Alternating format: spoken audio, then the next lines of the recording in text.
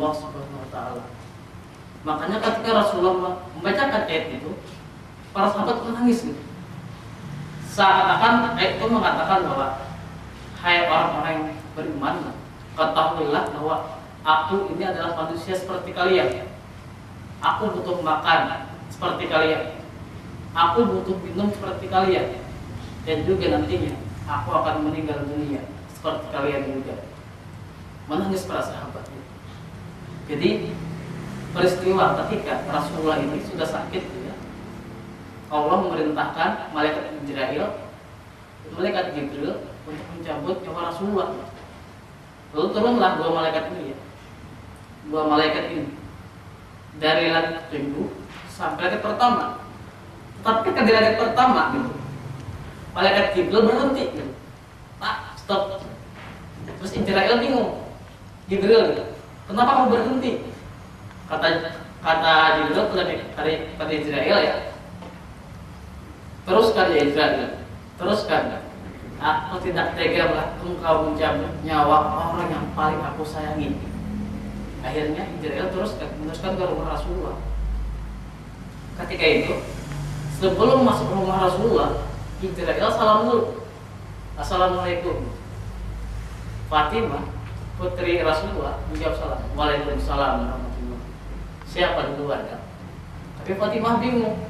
Ketika membuka pintu, itu tidak ada orang. Para biasa di rumah sebenarnya cuma satu malaikat Jibril yang paling santun gitu, mengucapkan salam sebelum dia mencabut nyawa. Satu-satunya orang, ya ini gitu, Nabi Muhammad SAW. Cuma satu orang gitu, salam dulu. Fatimah bingung, tidak ada orang gitu. Kata Rasulullah, wahai Fatimah, tamu agung itu sudah berada di sampingmu. Fatimah gak bisa melihat. Lalu sebelum dia cabut nyawa, Rasulullah ini berkata, mana Jibril? Wahai Israel, kata Rasulullah, aku tidak rela engkau cabut nyawa saat ini sebelum aku tahu bagaimana keadaan umatku sepeninggal diriku. Akhirnya Israel kembali ke langit pertama, menjemput Jibril. Jemput Jibril. Setelah itu Israel sama Jibril kembali mendatangi Rasulullah. Lalu Rasulullah Muhammad bertanya kepada Jibril, bagaimana keadaan umat sepeninggal diriku? Jibril mengatakan, Allah lebih tahu. Allah lebih tahu. Setelah itu baru Rasulullah redha dicabut nyawanya. Beliau hadap kanan ya, hadap kiblat, lalu Israel bekerja, tidak diwakili malaikat lain. Israel langsung yang mencabut nyawa Rasulullah. Nah, ketika Israel mencabut nyawa Rasulullah, itu Jibril berbalik, nggak mau melihat, nggak tega, berbalik.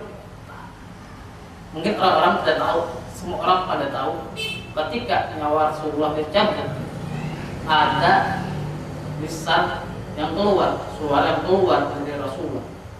Ummati, ummati, umatku, umat. Luar biasa.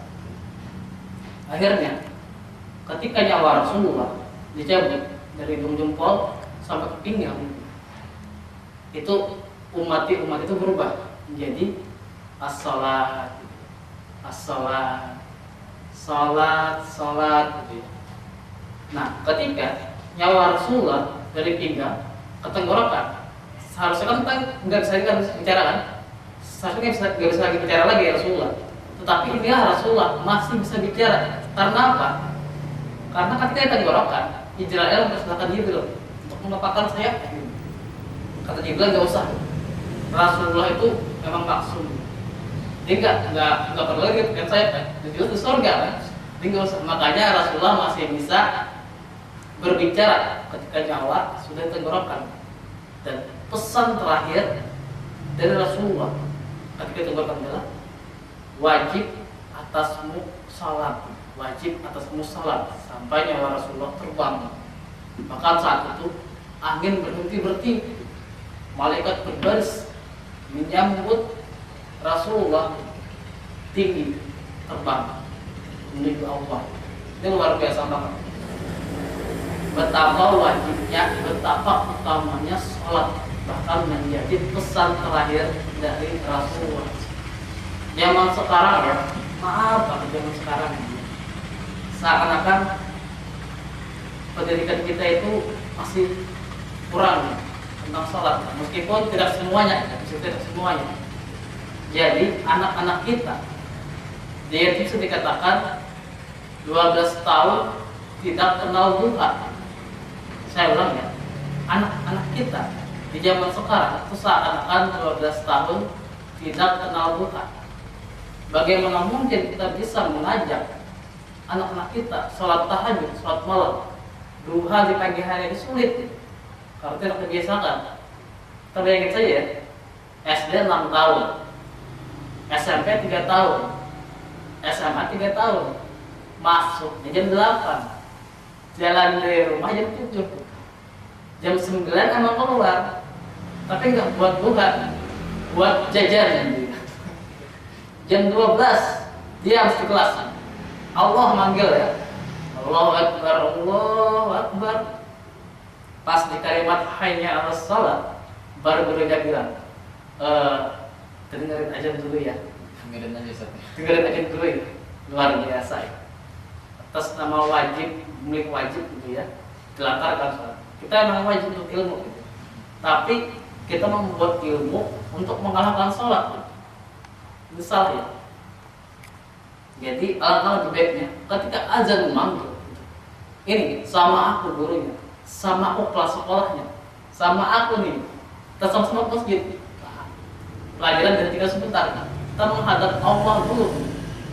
Kita tidak menghadap manusia, tapi kita menghadap rajanya manusia gitu. Allah ya. Bahkan ya saya pun juga ini mengatakan kepada diri saya sendiri, sekaligus mengingatkan kepada para pemirsa di rumah. Kita ini makin tua diri kita, makin bertambah usia kita itu malah sering memberi perintah kepada Allah. Kita sering memberi perintah kepada Allah. Perintah apa itu? Perintah tunggu, hayya 'alas shalah, tunggu ya, boleh ngintip, tunggu ya, boleh belanja, tunggu ya, boleh makan, tunggu ya, boleh naik motor, tunggu ya, boleh jalan-jalan, termasuk tunggu ya, saya lagi mengajar, termasuk tunggu ya, saya lagi mengajar. Jadi kita harus mencoba memperbaiki diri kita untuk mengutamakan sholat di awal waktu. Saya pun juga mengatakan ini, saya juga masih dikatakan manusia yang gagal untuk sholat tepat waktu. Tapi minimal saya itu udah mulai gelisah ketika azan memanggil gitu ya, belum sempat kita kesejadah. Minimal itu aja gitu. Kita perbaiki, itu seperti itu ya. Terima kasih Ustaz atas jawabannya. Ini ada pertanyaan dari dari pemirsa di rumah tentang kita pada minggu yang lalu, yaitu tentang veteran dan jinak. Ya, silakan. Mungkin buka dulu ya. Iya.